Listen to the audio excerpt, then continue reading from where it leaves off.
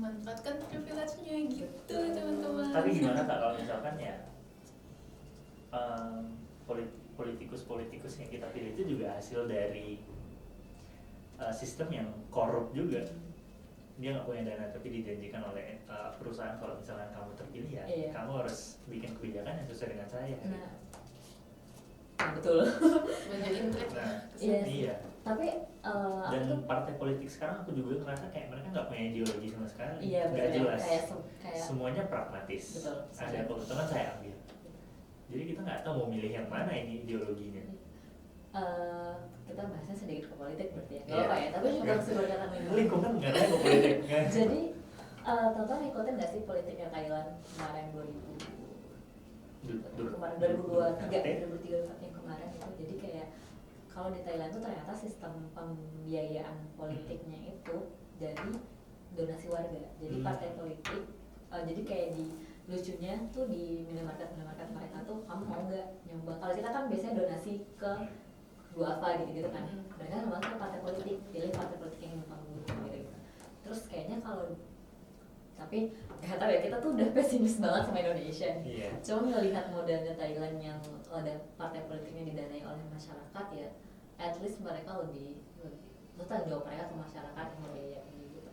Ya mungkin bisa dimulai dengan kebijakan pembiayaan partai politik. Tapi aku nggak percaya sama. Iya, rasanya udah nggak transparan. Sulit banget ya, kayaknya. Nah, di Indonesia itu tuh terrealisasikan. Nggak boleh. Kita Tapi nggak boleh pesimis.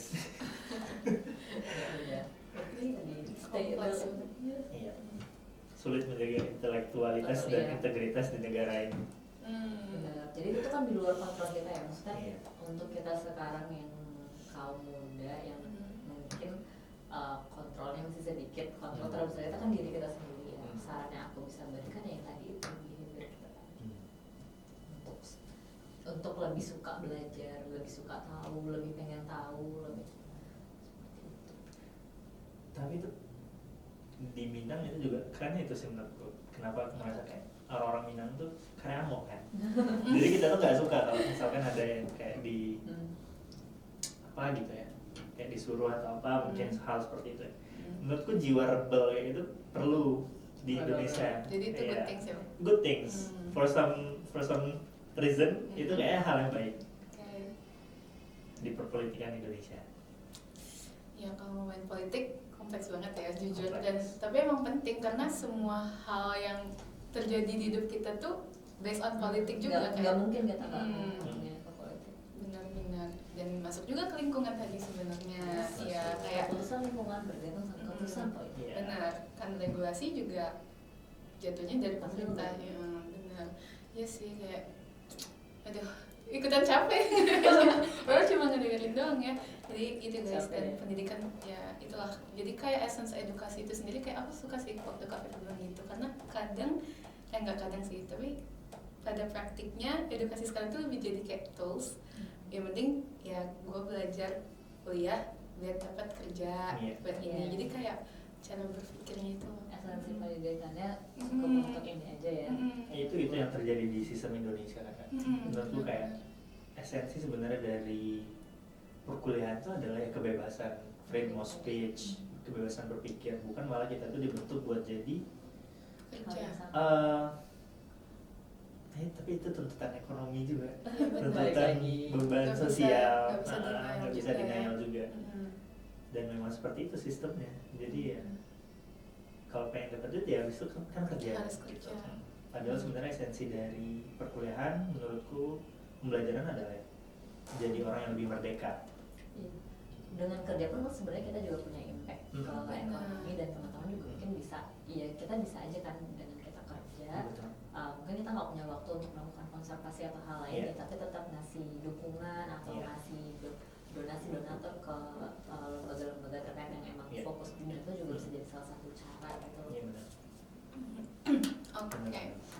Kita yang jadi orang yang ngebantu perusahaan buat merubah itu ya kan? Iya betul.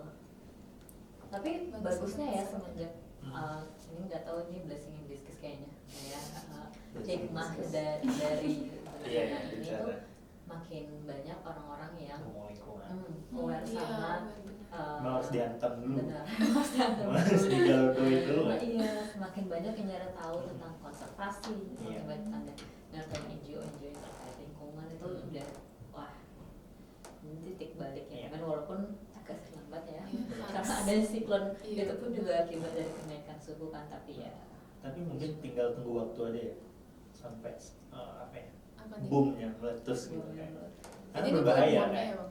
Kalau kita ngeliat tuh jadi kan kejadian kemarin tuh anomali kan, Anomali. siklon Oh, itu. gitu. iya, kan kita di garis ekuator masalahnya Iya, kan. Kita dan nggak bukan- mungkin kan ada nggak hal mungkin. kayak gitu.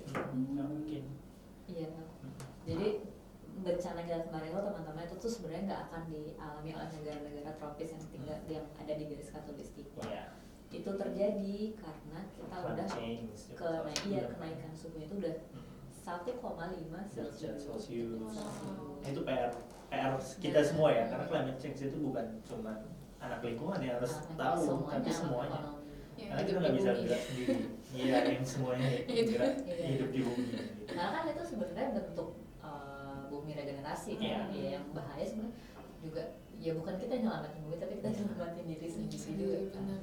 Karena berbahaya pertumbuhan yang tidak terbatas di bumi yang terbatas. Iya. Iya benar. Kayak resource kita itu sebenarnya terbatas, tapi kita Bagus mencoba betul untuk katanya.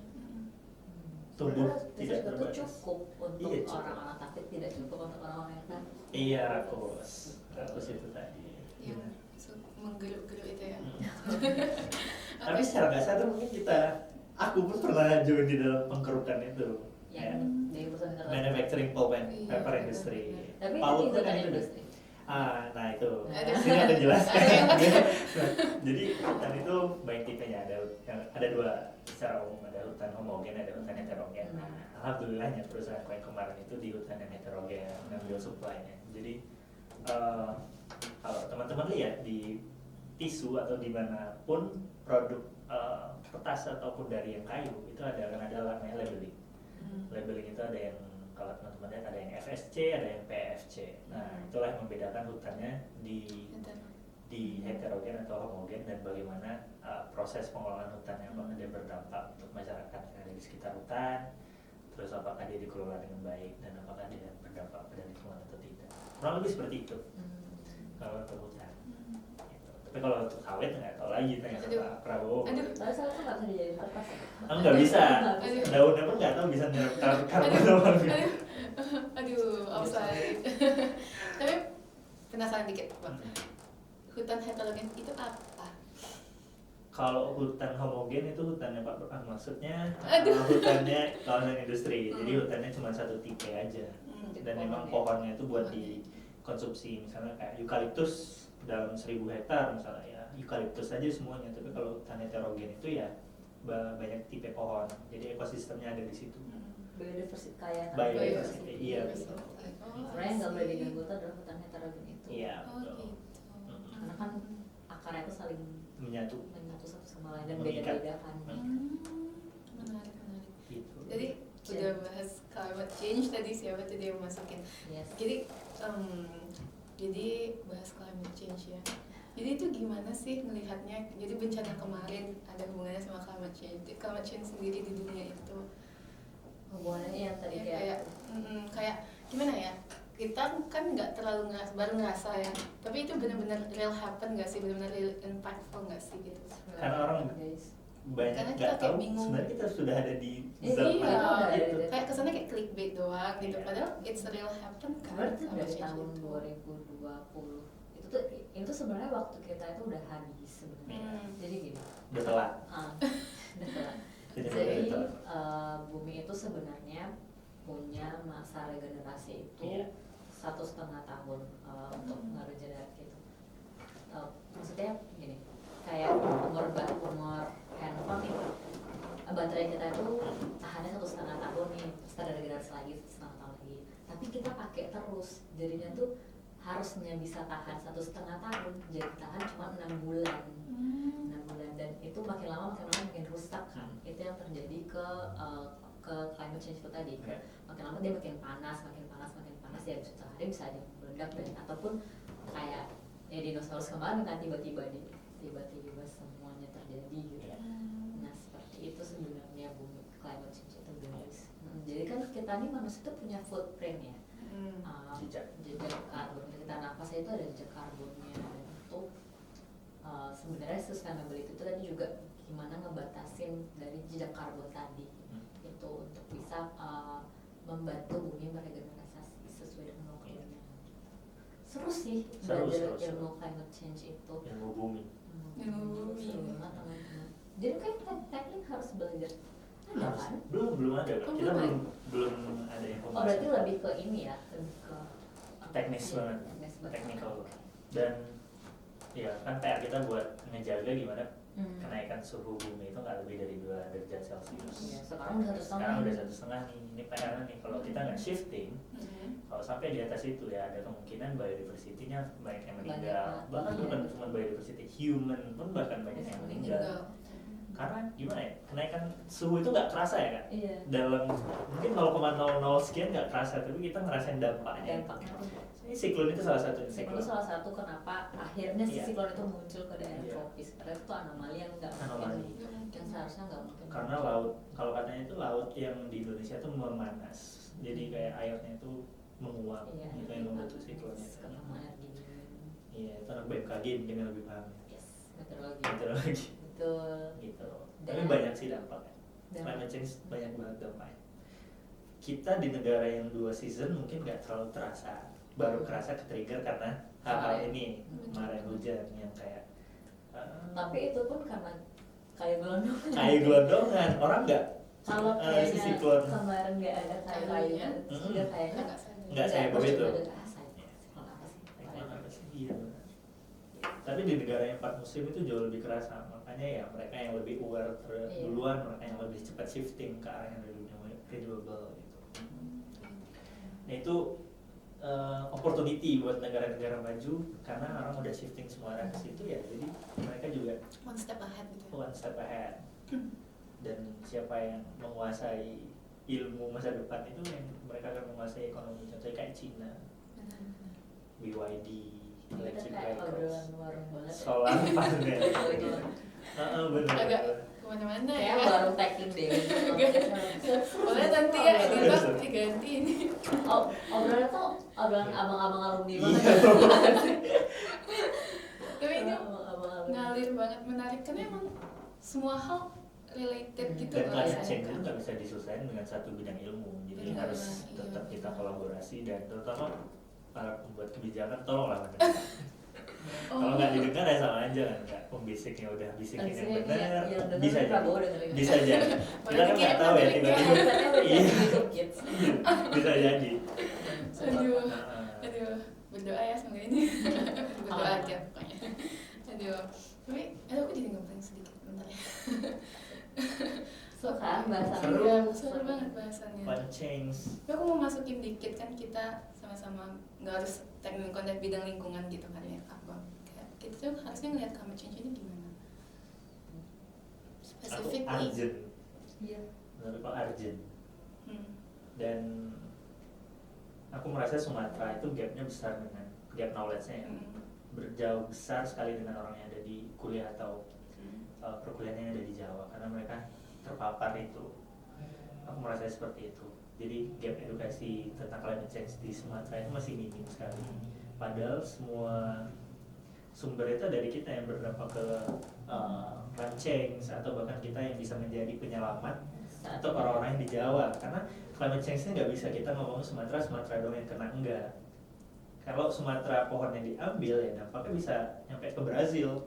Brazil itu pohonnya yang di hutan Amazonia itu ditebang, itu bisa dampaknya ke kita. Jadi climate change itu menurutku adalah problem global. Makanya ada namanya kan perjanjian Paris Agreement. Di situ kita gimana ya, negara-negara itu berkumpul bahwa mereka itu bersedia untuk menurunkan atau ya suhu bumi di bawah 2 derajat Celcius seperti itu. Jadi urgent lah guys pokoknya. Climate change itu urgent. Sebenarnya justru yang harusnya marah-marah tuh ya teman-teman yang kita, Iya. karena kan yang tua-tua nanti ya saat bumi udah Betul. panas mereka udah meninggal, ya. Kita yang tetap bertahan di sini Iya. panas-panas. Betul. Sistemnya gitu. Jadi terus berusaha tetap berisik guys, Tetap berisik. tetap nyinyir. Betul. That's fine. Iya. Gen Z banget ya. Nyinyir kan Gen Z suka ini Tapi menyuarakan. Gen Z emang salah satu generasi yang aware tentang hal Iya. lingkungan. Dan makanya mereka yang paling bahaya kan. Iya, karena mereka yang paling Karena mereka yang paling merasakan. Jadi kalau misalnya ada lah satu titik di mana nanti balonnya itu pecah, nah negara ini kolaps ya. Di demo semua tuh kan. Kenapa bisa mikir gitu? Maybe karena ya kalau kita lihat sekarang kondisi di Indonesia itu lapangan kerja itu nggak sesuai dengan produk yang supply yang disiapkan oleh, mungkin aku nggak nyebutnya supply karena mandang manusia supply itu Iya, agak iya, iya. tapi lebih kayak ketika kita tamat tuh kita bingung kerjanya di mana. Nah bahaya tuh ketika orang sarjana lulus dari perkuliahan tidak mendapat pekerjaan, bahaya tuh mulutnya mulai ya. Karena mereka akan lebih kritis untuk mengkritik itu. Iya, kayak tapi demo kita wah, warung ya guys. Warung banget. Yang di Nepal kan kalau kita kan Anak kemarin muda. kita kemarin cukup pak, kita kemarin parah sih jadi Parah. cuman yang di Nepal tuh lebih gila lagi itu yang kayak dibilang tadi karena pendidikan udah selesai tapi Iya. lapangan pekerjaan tidak ada akhirnya Jadi 19 juta lapangan pekerjaan tuh wajib ditagih gitu. udah ada lah. Kayaknya sih udah ada sih, atau Buzzer. Gimana ya? tanya ke Wapres gitu. Aku dapat info bayaran buzzer tuh emang mahal. Jadi tuh Mahal. yang di hire jadi Iya, buzzer itu orang-orang yang terdidik. Iya, benar. Soalnya sekarang bukan yang kayak yang Ya, asal-asal akun-akun cocok. bodong Iya. doang gitu Bukan. ya. Jadi yang emang ada tuh yang temanku itu dia karena kena layoff jadi buzzer. Mahal. Bayarannya bukan ya? Sih satu komen 15.000. 30.000 bukan yang 1.000 lagi. Jadi dan komenan itu memang udah beragam banget. Nggak template Iya, lagi. benar. Emang pakai otak lah komenannya gitu. Nah itu Jadi nggak detect dan nggak detect buzzernya gitu. udah lah kita ngomongin climate change, kita harus berhadapan dengan buzzer. Terlalu berat ya. Berat sih. Kita harus gimana nih ya? Jalanin aja atau gimana? Mengedukasi. Mengedukasi. Mengedukasi, benar. Pendidikan karakter, pendidikan moral. Iya. Itu kan nggak dibentuknya juga bukan di perkuliahan aja kan, tapi di rumah kita masing-masing. Benar-benar. Kayak ini kompleks ya kalau ngomongin soal manusia. Kayak Kompleks. behavior awareness ya, hal kayak gitu. Faktornya terlalu banyak. Faktornya terlalu Jadi nggak usah berpikir satu orang bisa menyelesaikan semua hal. bisa. Nggak bisa. Percayalah. Gitu. Tapi itu PR banget sih kak, jujur. Kayak mengharapkan orang punya awareness yang sama. Kayak kita atau kayak kakak, udah gitu. Tapi mau nggak mau kita harus tetap ada harapan itu gitu. Aku tuh baru aja baca, ini tapi kayak tulisannya bakal aku naikin sih. Aku baru baca artikel tentang learn helplessness gitu. Jadi ya tadi fenomena ketika kita udah orang-orang udah berusaha terus ke pemerintah, kayak mungkin udah nyampein pendapat atau apa, sampai karena udah capek nggak didengerin, nggak dikasih solusi, nggak apa, akhirnya memutuskan untuk nerima aja. Itu bagus banget loh. Nanti aku Aman kak, aman. Kamu follower sejati. itu learn helplessness itu memang sih kalau misalnya kayak Dan justru sebenarnya memang yang kaum yang kita privilege ini yang harus memang menyuarakan itu lebih keras gitu ya kayak. ya, tapi mungkin ada fenomena juga yang aku lihat di mana kayak kaum terpelajar ini mungkin belum belajar cara menyampaikan atau deliver ilmunya dengan keramah tamahan, jadinya menimbulkan kesombongan. Iya. Sampai akhirnya ada anti orang-orang pintar, apa sih itu maksudnya kayak Prabowo tuh. ketidaksukaan. Maksudnya Iya, statement, iya. Statement dia. Agak takut ya kita. Ketidaksukaan terhadap orang-orang yang pintar tuh ada gapnya. Kayak mungkin itu kayak fenomena di TikTok yang duluan kerja sama yang kuliah versus-versusan gitu. Itu kan yang kita kan muncul ya fenomena kayak gini sekarang ya, mungkin karena delivery tidak terlalu halus. Iya. Ada gapnya. Tapi ada yang menarik Kak, kalau ada yang ke-trigger hal itu. Ada beberapa orang yang bilang kalau akademisi itu ngomongnya harus di-reduce. Iya. Dalam artian itu bahasanya harus di-reduce, jadi kita nggak bisa Lebih menggunakan napak bahasa-bahasa yang tinggi biar itu lebih grassroots. Itu menurut Kakak gimana? Iya.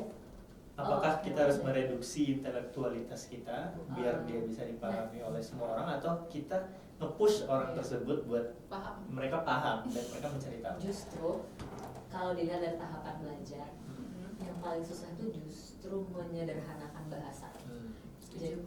Jadi memang berarti orang-orang atau individu pintar tuh belum bisa menggunakan tata bahasa yang sangat sederhana dan dimengerti oleh orang ya. Mungkin kapasitas keilmuannya itu dari segi teori atau apa itu mungkin udah bagus ya, tapi nggak ilmu komunikasi ngedelivernya itu tuh belum gitu. Nah, ya justru ya kita yang mungkin dianggap yang mendapat kesempatan mengenyam pendidikan itu ya harus belajar untuk bisa menyederhanakan, menjelaskan dengan agar bisa menjelaskan gitu ke teman-teman yang mungkin nggak dapat kesempatan itu gitu, bukannya untuk nge-push mereka untuk naik, tapi ya bentuk kita nge-push mereka untuk naik adalah menyederhanakan bahasa kita gitu. Dan aku pun juga kadang masih sulit karena kita baru pelajaran ini tuh pengen nyampein, cuman ya bahasanya belum kita sederhanakan. Agak sulit ya menyederhanakan bahasa. Ini benar gak ya, sampai gak ya maksudnya kalau dengan kata sederhana? Karena PR interpretasinya bisa jadi beda. Interpretasinya bisa jadi salah, takutnya. Justru lebih orang-orang yang bisa menyederhanakan bahasa tuh pintar banget. Iya benar sih. Itu Menjelaskan dengan bahasa bayi ya. itu sulit. Sini gue jelasin dengan bahasa bayi gitu. Menganalogikan sesuatu itu Iya. PR juga. Itu capek banget gak sih? Ya, Kayak hidup harus- capek ya. Siapa sih yang lahir ke dunia? Aduh. Kan udah ditanya 77 kali. Aduh. Bener lagi. Tapi kalau kayak gitu yang paling pintar politikus dong Kak. Pinter ngomong. Pintar ngomong. Maksudnya nggak gitu juga. Politikus itu pintar-pintar. Maksudnya mereka bisa sekali mengambil hati rakyat Iya. dengan Sebenarnya kita kan juga sekarang tuh ada di fenomena pemilihan pejabat-pejabat itu tidak melalui sistem meritokrasi ya, Iya. atau sistem yang berdasarkan kompetisi mereka. Ya kita kan banyak yang dipilih itu cuma karena ya dulu dia tim ses lah ini segala macam, tapi kompetisinya nggak ada atau apa segala macam. Itu juga disebabkan karena masyarakat kita cenderung menerima, cenderung ya melihat penurunan standar, nggak ada tuntutan gitu loh untuk pejabat tuh punya standar yang tinggi. Masa Kerja aja. bisa nggak S1 sih gitu. Apa ternyata menjadi presiden nggak mesti ini ya, nggak mesti. Harusnya kan kualifikasi DPR. presiden iya DPR, Nggak kualifikasi mesti pejabat S1. negara kan at least S2. Itu ada kualifikasi tertulisnya apa enggak ya sebenarnya? Kalau di aturan itu nggak Enggak ada ya. Tapi menarik sih kalau kita ngomong kayak meritokrasi itu hal yang langka di Indonesia atau bahkan kita Sekarang sendiri. langka, 10 tahun ini Langka. langka. Apa yang menjadi kayak gap terbesar dari itu kan? Apakah Kak melihatnya karena kita negara bekas post kolonialism atau kita dulu negaranya monarki, sistem kerajaan kita masih Masih ada kental. tertinggal budaya itu, karena kan tradisi nggak mungkin dibentuk dalam satu Iya, tahun betul, kan? betul. Atau karena memang kita itu ya feodalnya kencang banget. Nah itu nggak tahu sih, kayaknya dari zaman dulu pun sebenarnya, dari zaman Soekarno pun juga Soekarno terpilih bukan karena dia yang paling pintar di Iya. antara 4 founding father itu kan, Betul. tapi karena dia yang paling terkenal di Jawa. Ya karena sistem Popularitas. itu Convincing. dari awal tuh sistem kita tuh cenderung percaya ke tokoh-tokoh yang terkenal, Iya. karena ngerasa aman aja gitu sama tokoh-tokoh yang terkenal ini gitu. Jadi kita kayak seakan menutup mata sama orang tokoh baru yang mungkin secara kompetisi dia lebih Lebih tinggi, kompeten. dan tapi secara nama kita nggak familiar. Benar-benar. Itu udah, tapi aku nggak tahu penyebabnya apa ya. Hmm. Dari dulu tuh zaman aku baca-baca dari zaman Soekarno tuh udah kayak gitu. Harusnya kan Tan Malaka yang naik. Iya, harusnya. Panjang ya ini. Ini kita udah ke Agak- kanan nih, kita Iya. ke kanan. Kiri kiri, dong. kiri, Tan Malaka kiri. kiri dong. Kiri banget ini. Kiri Aduh. banget. Kan warung guys. Jadi, Kan warung. jadi Pembahasannya beda. spesial podcast hari ini tuh warung teknik. Bener. Abang-abang alumni. Ini nih udah kayak culture gitu ya. Tapi aku pengen Apa? iya, Ayo, spesifik kayak ngebawa itu dikit ke ranah kita, kayak ranah Minang ya. Menurut kakak yang lihat dari founding fathers yang kakak nyebutin tadi itu tiga dari empat Tiga founding dari- fathers itu semua dari kita. Ideologinya berbeda-beda bahkan malahan. Kalau Hatta itu kan dia mungkin agak Islam progresif, kalau Tan Malaka dia komunis, sosialis gitu ya.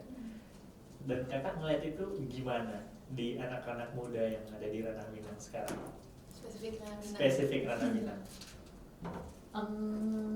Apakah budaya feodal itu bahkan mengakar rumput di anak-anak muda atau di Minangkabau ya? Nah, aku nggak merhatiin secara khusus tentang apa yang terjadi. Cuman kalau aku lihat sih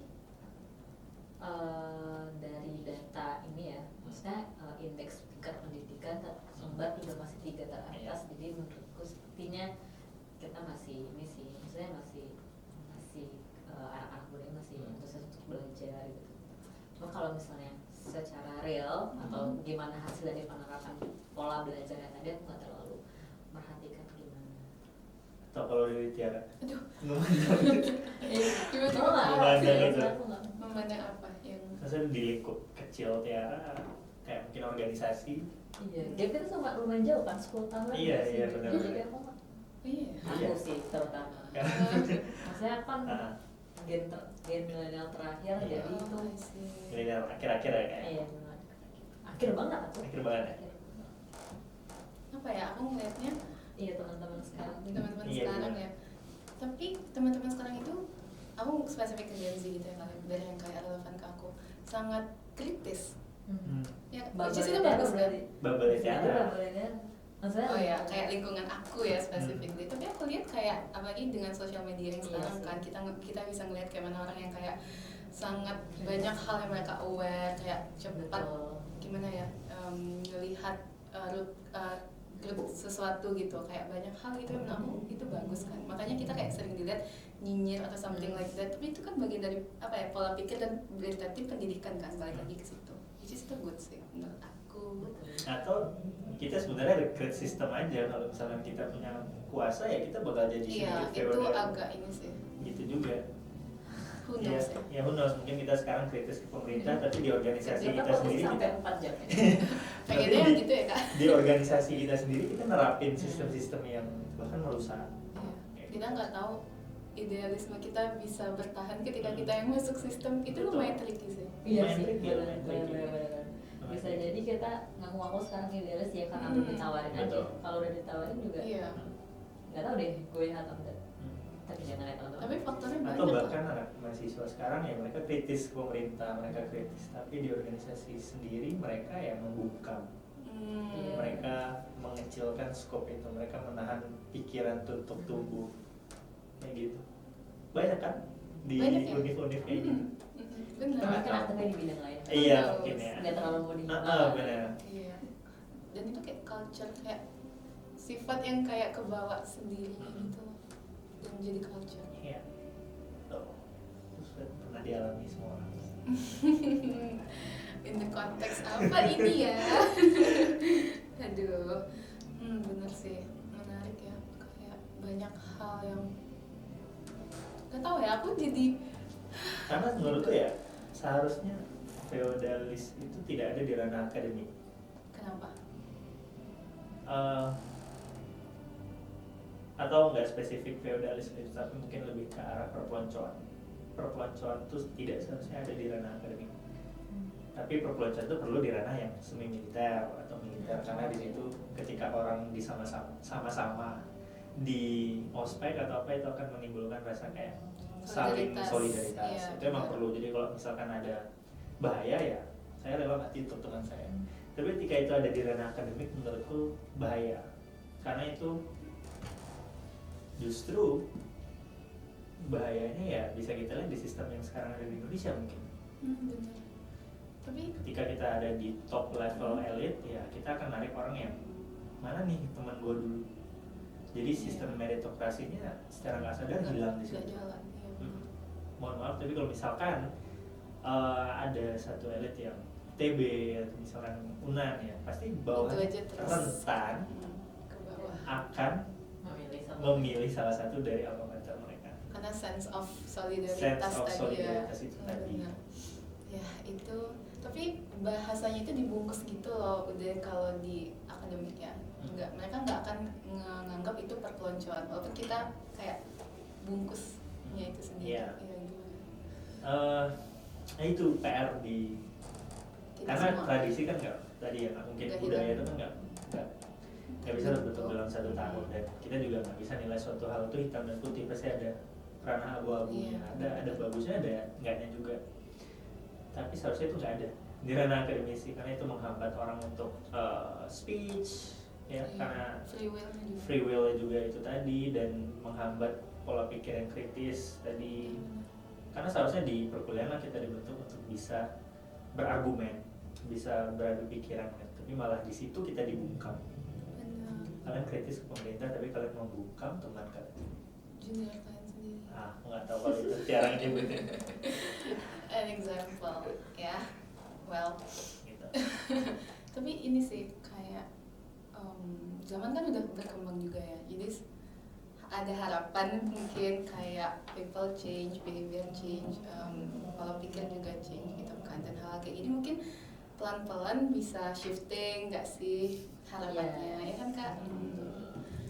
Gitu. Terus aku mungkin bisa kita cut bahasan itu sedikit. Aku mau Ya, bahas kita sudah sangat ya, melebar. sangat warm gitu. Politik Aku buat pengen bahas lari iya, aku pengen bahas masa depan gitu. Kayak aku pengen lihat, pengen nanya ke kakak sama abang kayak mungkin bisa personal ya ke diri masing-masing, atau boleh ngomongin soal hal-hal yang lebih luas kayak concern, kayak ngelihat masa depan itu gimana gitu. Masa depan kakak, masa depan abang, masa depan Indonesia gitu. Whatever it Indonesia ya? is gitu. Aduh, terbiasa Sorry. sih nggak Atau Waduh, dunia. gitu kabin. Tidak melihat masa depan ini. Aduh. Perjalanan Indonesia Semoga emas, jangan kalau Indonesia ya. bubar. Jangan ya, masih ada 15 tahun. Sumatera Raya. Sumatera Raya, federal gitu. Masih ada 20 tahun. Awas ada belum tahu. Sebenarnya kita tuh kan tetap harus punya hope ya, tetap harus punya harapan ya. Soalnya kan kalau agama kita tetap harapan. Ya aku sih masih berharap sih dari perubahan diri kita sendiri itu bisa menjalan ke orang-orang sekitar kita, dari orang sekitar juga menjalan ke orang sekitarnya, dan sampai akhirnya kita tuh bisa sampai di ya masa yang emang Indonesia emas gitu ya, bukan Indonesia sawit gitu. Mau tropical forest, Iya. bapak-bapak guys. Tetap ada harapan, tapi memang aku tetap berharap sih, harapannya masih kuat sih. Sampai kapan? Ngomongin harapan Tapi soalnya. ini menariknya ada ini kan, ini aku lupa judul bukunya apa, tentang perlunya optimisme di ekonomi itu juga perlu. Jadi emang kayaknya iya, semangat membangun ekonomi itu juga harus ada ya. Berarti kita juga harus menjaga lingkungan, tetap harus ada. Hope-nya juga tetap harus ada. Maksudnya jangan sampai kayak yang aku jelaskan tadi, jangan sampai kita jadi individu yang helplessness, yang tidak mau, yang hanya menunggu aja sampai semuanya selesainya apa gitu. Menarik. Belum kedai sih. Kalau kakak, berarti kayak aku mau make it spesifik. Kalau kakak sendiri planning buat diri apa yang dari diri kakak gitu? Kalau planning aku ke depan berarti. Iya. Kalau planning ke depan ya, 1 tahun ini bakal fokus ngembangin Prabumi. Jadi gimana caranya bikin Prabumi ini secara bisnis berkembang, tapi juga punya impact yang cukup tinggi ke masyarakat di bidang lingkungan gitu. Itu sih. Tetap harus ada Prabumi. Semoga aja. Semoga. Kalau udah gimana? Dari apa dulu? Ya yang bahas soal future tadi, in general and specific. Indonesia. Boleh, Indonesia boleh, global. Kalau Indonesia, aku malah melihatnya diriku sebagai pesimis yang rasional daripada harus optimis yang irasional. Jadi kayak Kontras ya. terus, Iya. iya. Soalnya kalau tidak seperti itu ya Tidak bergerak. Jadi kayak kita harus pesimis biar kita bisa ngeliat kekurangannya apa, baru setelah itu ya kita bikin mitigasinya, perbaikannya ke depan. Kira-kira in the future tuh Indonesia itu sebenarnya pengennya jadinya apa, dan untuk itu menurutku kita harus balik lagi ke founding fathers. Pengennya Indonesia ini arahnya kemana dulu, kayak Hatta nyiptain koperasi misalnya, terus kayak Tan Malaka punya ide bahkan jauh sebelum kemerdekaan Indonesia kayak negara federal, atau mungkin Soekarno dengan Marhainismenya. Nah jadi kita harus balik lagi ke sebenarnya founding fathers itu ngeliat Indonesia ke depannya seperti apa. Baru di situ ya kita balik lagi melihat kekayaan Indonesia itu. Jadi kita membangun bukan hanya mengcopy Barat, mengcopy negara-negara Timur, kemajuannya seperti apa, policy kebijakan seperti apa kita copy paste di Indonesia, tapi justru kita harus lebih menggali potensi kearifan lokal di tiap daerah itu apa, karena nggak bisa disamain USA atau kita adopsi peraturan yang ada di Australia, tapi negara kita sendiri itu negara maritim, negara agraria, dan itu pasti dari sisi topografinya sudah berbeda, dan otomatis kebijakan pun juga harus berbeda gitu kalau dari Indonesia. Dan aku ngeliatnya Indonesia tuh masih sangat-sangat kebijakan masih gapnya terlalu besar, gapnya besar sekali, bahkan Gap dalam artian ya itu tadi kita latah berkebijakan, jadi kayak kita harus copy paste kebijakan luar ditanamkan di Indonesia, dan itu nggak sesuai dengan kearifan lokal kita. Dan untuk itu ya perlu didukung berbagai stakeholders ya, bukan cuma dari riset tapi juga kita perlu kerjasama dari berbagai stakeholders. Kalau memang kita pengen jadi Indonesia Emas 2045, kalau memang kita ingin memanfaatkan bonus demografi itu, gitu. Dan optimisnya adalah Gen Z ya kritis sekali. Kita sebagai Gen Z kan banyak yang tahu kita sekarang kritis, dan itu that's a good thing gitu. Dan harapannya intelektualitas dan integritas itu nggak bisa dibeli, karena kalau itu bisa dibeli ya PR untuk masa depan Indonesia. Untuk diriku pribadi, justru aku tidak punya goal yang dalam short term ya, tapi kayak aku tahu arahnya akan kemana dan hidup sedikit menjalaninya arahnya kemana dan gimana ya, kayak ya selama itu baik buat semuanya dan intinya menjadi orang yang merdeka. Semoga balik kuliah bisa menginisiasi bikin waste management. Waduh, itu PR kita bukan kita. Itu sih sebenarnya. Banyak harapan buat Indonesia, tapi kayak pesimis dulu lah. Ya, aku yang optimis. Ya, optimis dulu dan pesimis dulu. Ya, pick your team guys. Oke, tapi ditambah sekarang pun udah masuk fase Gen Alpha juga loh, dan itu mereka lebih mengerikan lagi, sangat keren lagi, menarik lagi. Cerita dikit, aku juga ada enggak, aduh, emang semudah itu ya kak, aku ya. Bilangnya ada berapa sih? 2010 kalau nggak salah. Oh 2010. Kayak beberapa perusahaan tuh udah mulai transitioning produk mereka ke Gen Alpha base juga gitu, jadi kayak udah mulai ke situ. Iya, karena karakter Gen Alpha yang gimana? Nah itu riset dulu tuh kita tuh kan. Iya banyak pesertanya, banyak yang lebih bersantai lagi. Mereka mungkin pengennya lebih AI ya. Iya. Itu concernnya juga sangat banyak. Iya, sangat digital sih. Iya benar.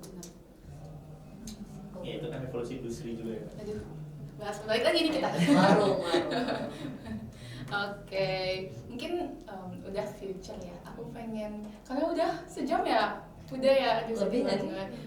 Lebih ya ternyata kak. Mungkin aku pengen ini deh, kayak kakak boleh ngasih statement mungkin, atau kayak apa ya, kayak kata penutup atau apa, kayak whatever comes to your feeling yang mau dibagi ke sobat calling, kayak last statement gitu dari Kak Viva dulu boleh. Oke, kalau aku paling pertahankan api semangatmu untuk terus belajar ya teman-teman, walaupun apapun itu. Jadi kayak ya itu nggak akan ada ruginya buat kita sendiri sih. Itu juga sih. Aku masih percaya di misi, dengan semua orang mulai teredukasi ya. Kita akan lebih mudah untuk bisa sampai ke harapan Indonesia Emas tadi ya. Gitu. Demografi. Oh iya, satu lagi lebih mindful dalam mengkonsumsi. Yes. Biar membawa pesannya Prabumi. Oke. Kak boleh kasih tau nggak? Mungkin ada yang belum tahu Grab Prabumi itu di mana sih?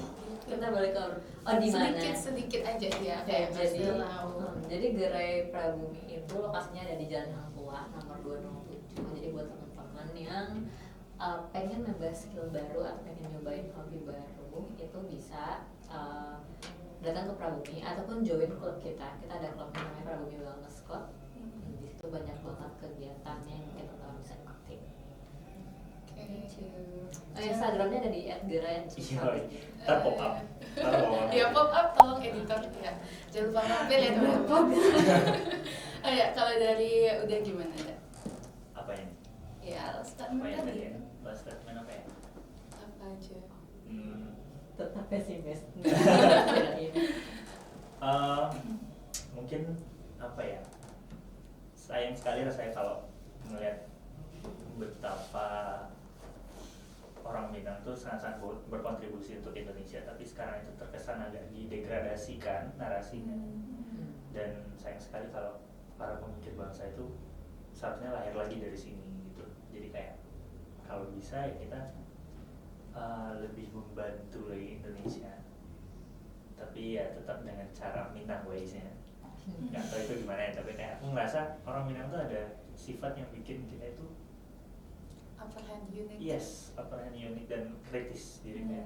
Itu tertanam di budaya kita. Nah itu dan seperti jadi harapannya mungkin apa ya? Apa sih bisa jadi Agak susah minta harapan. Mungkin kolaborasi. Nggak tahu kok Betul. jawabnya ke situ ya. Betul. Kolaborasi ya, jadi Betul. semua problem itu datangnya bukan cuman dari, maksudnya gimana ya, cara kita memahami suatu masalah itu nggak bisa dipandang dari satu sisi, karena tidak bisa kebijakan itu dinilai juga dari hitam dan putihnya, karena banyak sekali keterbatasan kemampuan kita bahkan untuk menilai kebijakan itu sendiri.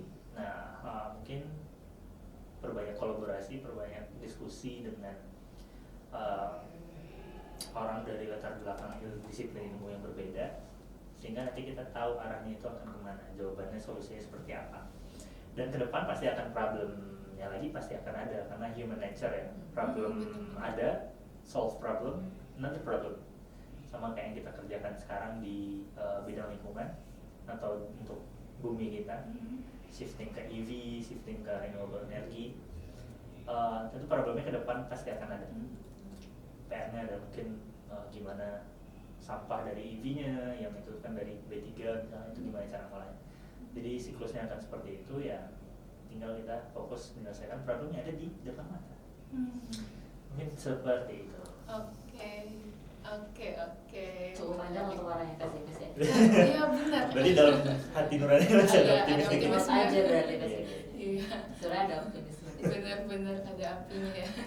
Oke guys, ya seperti yang bilang tadi nggak terasa ya sudah berjam-jam ini ngobrolnya, karena obrolan warung ya tema podcast hari ini, dan aku percaya bahwa teman-teman bakal banyak banget dapat insight dari obrolan hari ini, karena speaker kita terlalu keren guys gitu. Dan sekian dari kami, thank you first of all apa ya, aku jadi bingung deh, pokoknya thank you so much buat kakak abang udah menyediakan waktunya buat hadir di sini.